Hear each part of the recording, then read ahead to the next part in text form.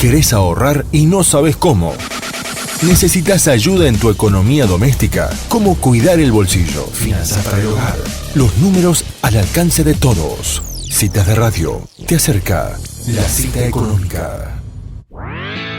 Bueno, hoy tenemos nuestra cita económica de la semana con la contadora Paula Martínez. Hola Paula, soy Elisa, ¿cómo estás? Hola Elisa, ¿cómo están todos? Acá disfrutando un poco el calorcito del otoño, que nos viene bien para gastar un poco menos en calefacción. Mándalo para acá, que nos estamos congelando. No, acá estamos disfrutando un poco a la tardecita, pero la noche está fría, así que bueno, hay mucha amplitud térmica, pero bueno, viene bien para bajar un poco el consumo de gas, que es el tema justo que íbamos a hablar ahora. Ajá. De los aumentos que han venido y los topes que se han puesto a las tarifas del gas natural. Bueno, contanos cómo es eso. Bueno, como ustedes habrán escuchado, se puso un tope del 400% de aumento en las tarifas de gas, y quería explicar un poquito de cómo se calcula ese aumento, porque no es...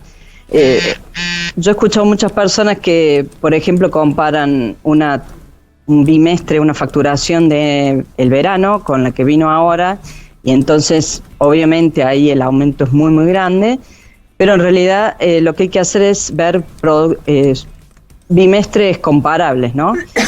Lo que efectivamente dice la resolución que se publicó hace poco es que se deben comparar consumos similares, y entonces se calcula con el precio viejo y con el precio nuevo. Uh-huh. Si tienen más del 400% de aumento, esa diferencia, entonces a la persona se le va a poner en su factura un ítem que va a decir bonificación según la resolución 99 del Ministerio de Energía, uh-huh, y se va a restar dentro de la misma factura.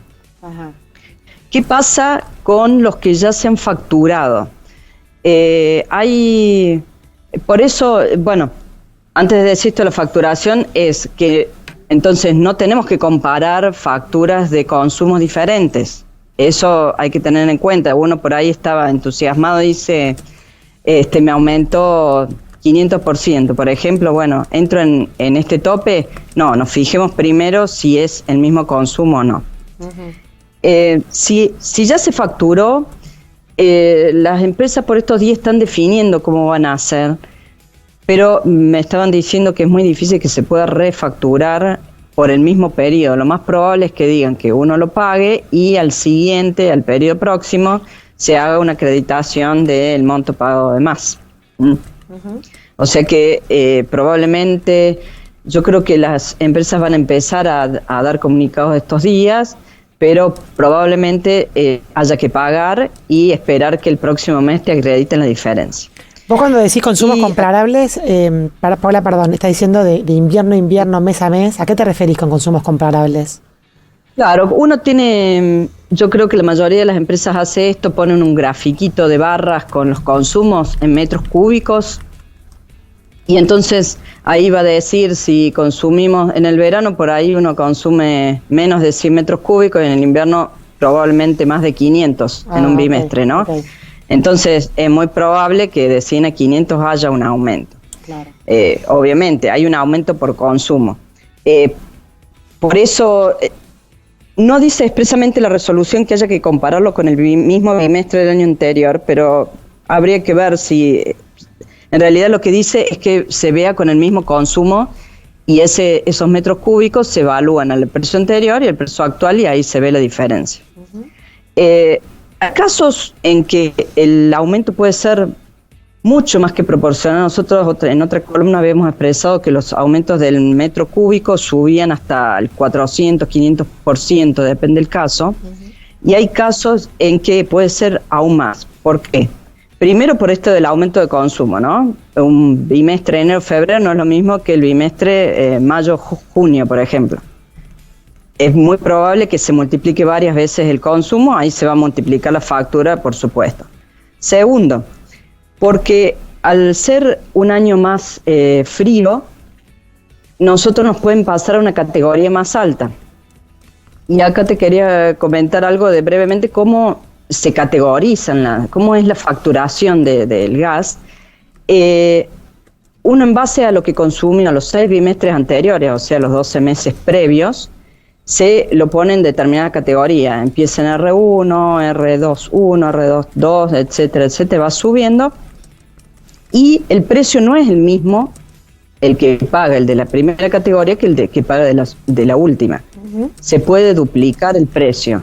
Entonces, si nosotros de un año al otro nos pasamos a una categoría más alta, lo que va a hacer es que todo nuestro consumo nos cobren al precio de esa categoría que estamos ahora. La luz tiene una forma de cálculo de tarifa diferente, pero así es como se hace en el caso del gas, en el caso de todas las empresas prestatarias de todo el país. Entonces, si es muy probable que este año, tengamos en cuenta que es un año muy frío, mucho más frío que el 2015, y entonces si a lo largo del año estuvimos consumiendo más, nos podemos pasar a una categoría más alta. También puede ser que pasemos una más baja, depende de los bimestres, ¿no? Por ahí a fin de año se hace más llevadero el frío y digamos, respecto al año anterior, y entonces pasamos una más baja y el aumento es menor, es menos que proporcional. Y después hay otra cosa también que el año pasado estaba rigiendo, bueno, este año también rige, pero si vos haces un ahorro de este año es desde el 15%, te aplican un precio viejo, un precio más bajo que el normal. Entonces, si vos el año pasado, por ejemplo, en este mismo bimestre, estabas pagando un precio viejo porque habías ahorrado respecto al 2014, ahora la comparación va a ser con una tarifa muchísimo más baja, con lo cual ahí va a haber un gran aumento. Claro. Bueno, ¿cómo podemos pagar menos? Ahorrando un poco de gas, no solamente para consumir menos, sino para tratar de no subir de categoría. Y después, si ahorramos 15% respecto al mismo periodo del año anterior, ahí tenemos otro precio diferenciado más barato. Lo que suele pasar en esto de comparar el 15% del año anterior a este es que hay periodos que uno sube el consumo y otros que baja, porque en el año no está distribuido el frío igual todos los años, entonces hay años que empieza antes, otros años que empieza después el frío, y entonces no se usa en la misma intensidad todos los meses. Bueno, teniendo en cuenta todo esto de que obviamente este año van a venir saladitas las boletas, habíamos pensado un par de consejitos para ahorrar lo más posible en el uso del gas, ¿no? Y acá tengamos en cuenta 3 cosas. ¿Para qué usamos el gas? Para cocinar, para calentar el agua y para calefaccionarnos, que es el mayor impacto en el invierno. Lo otro, la cocina y calentar el agua, en general es todo el año más o menos estable. Y acá lo más importante es decir, usemos en justa medida el gas sin derrochar.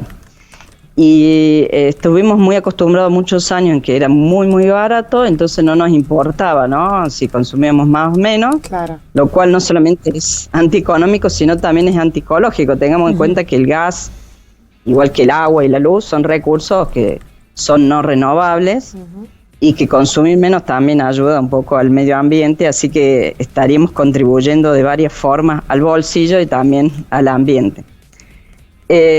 Bueno, en esto de consumir la justa medida, digamos que cuando cocinemos, tratar de usar las hornallas y el horno solamente cuando vayamos a cocinar, no dejarlas prendidas. El horno, esto yo no soy especialista, pero todas las recomendaciones de los técnicos te dicen que es peligroso calefaccionarse con el horno, prender el horno para... Hay gente que prende las hornallas para calentarse, ¿viste? Eso también es muy común. Sí, bueno. Lo que sugieren, lo que recomiendan todos los especialistas es que no se use el horno ni las hornallas porque tira un monóxido de carbono que es bastante es tóxico si uno lo usa para eso. Claro. Y además el horno consume demasiado y que también es caro. Después en el tema del agua caliente, no poner en temperaturas que sean extremadamente calientes, que tengamos que abrir el agua fría, por ejemplo. Eso, si abrimos el agua fría quiere decir que le estamos calentando de más. Y después si usamos termotanque, por ejemplo, tenerlo en algún lugar aislado, que no, porque el termotanque funciona que cuando se enfría el agua se enciende, entonces tratar de, si está afuera, aislarlo para no recibir frío y demás. Y después, bueno, lo más importante, obviamente, es el rubro calefacción, y ahí hay que tener en cuenta, igual que el otro, no derrochar, digamos.